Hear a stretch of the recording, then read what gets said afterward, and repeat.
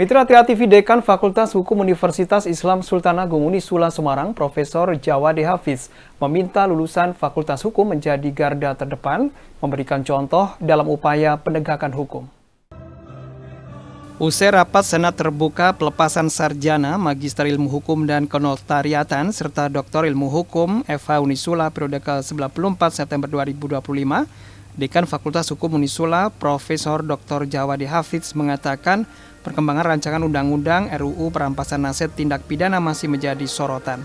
Perampasan aset bagi pelaku tindak pidana adalah usulan peraturan perundang-undangan di Indonesia. Pengesahan undang-undang perampasan aset menjadi keharusan yang tidak boleh ditunda negara. Undang-undang yang mengatur persoalan ini mendesak diberlakukan mengingat perilaku korupsi oknum penyelenggara negara dan mitranya sudah terlalu melampaui batas. Kerugian uang negara akibat korupsi bisa mencapai ribuan triliun rupiah. Dikhawatirkan apabila DPR atau pemerintah menunda-nunda pengesahan undang-undang perampasan aset, tekanan publik berpeluang menimbulkan gejolak. Rakyat akan kembali turun ke jalan untuk kedua kalinya.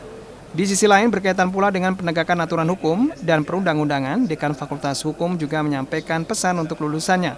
Mereka yang bertugas di lingkungan instansi penegak hukum harus bisa menjadi contoh dan menjadi garda terdepan memulai penegakan hukum yang berpihak kepada kemaslahatan orang banyak dan kepentingan rakyat kecil. Sebab rakyat sangat membutuhkan ada penegak hukum yang keputusannya berpihak kepada rakyat. Karena persoalan perilaku korupsi oknum penyelenggara negara dan mitranya itu sudah terlalu sangat melampaui batas. Kerugian uang negara akibat korupsi itu sudah mencapai ribuan triliun rupiah. Bahkan itu bisa lebih banyak lagi bila mana ditelusuri kepada yang lain. Itu saja yang sudah berkekuatan hukum tetap, belum yang masih dalam proses. Jadi saya ulangi, undang-undang perampasan aset adalah satu keharusan yang mendesak untuk segera disahkan.